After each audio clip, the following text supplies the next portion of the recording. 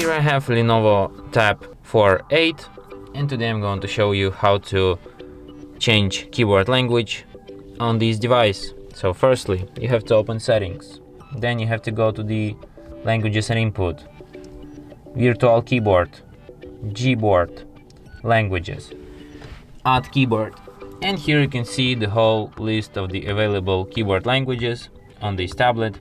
So as you can see, it's pretty, this list is pretty big. So let's select, for example, Greek language and then tap done. And now let's try to write something down in Greek language.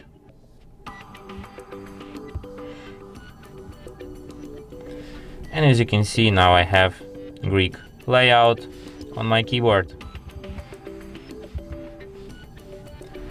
And that's it. Thanks for watching. If you find this tutorial useful, don't forget to hit that like button and subscribe to our channel.